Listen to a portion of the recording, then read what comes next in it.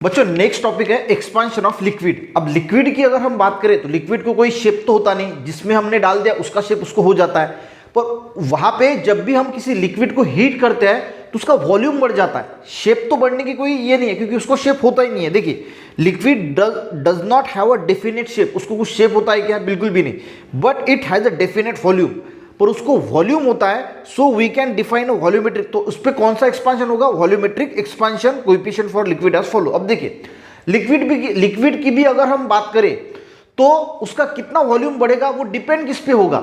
हमने कितना temperature provide किया उस पर डिपेंड होगा, और ओरिजिनल उसका जो वॉल्यूम है वो कितना है। मान के चलो कि पूरा समंदर है, पूरे समंदर को हीट करेंगे तो वो बहुत ज्यादा उसका वॉल्यूम बढ़ेगा, और 1 लीटर पानी को अगर हम हीट करेंगे तो थोड़ा सा वॉल्यूम बढ़ेगा।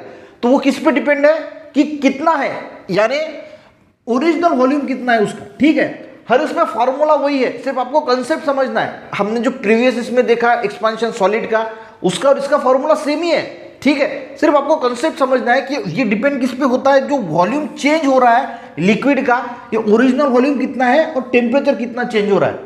अब चेंज इन वॉल्यूम यानी del V proportional original volume कितना रहेगा। मान के चलो कि ये V1 है, ये V2 में कन्वर्ट हो गया, तो ओरिजिनल वॉल्यूम कितना है? V1, तो ये आ गया यहाँ पे V1 एंड टेम्परेचर यानी डेल T।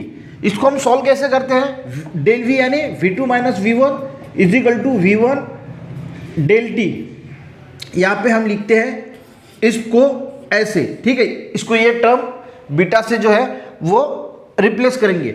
अब V2 ये V1 को इधर लेके जाएंगे तो ये हो गया ना plus beta V1 del T।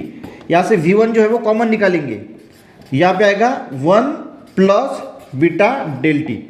ठीक है, ये हमारा मिल गया इक्वेशन। तो यही इक्वेशन है, हर जगह पे यही इक्वेशन आपको जो है वो देखने को मिलेगा। V2 क्या है? Change in volume. ये क्या है?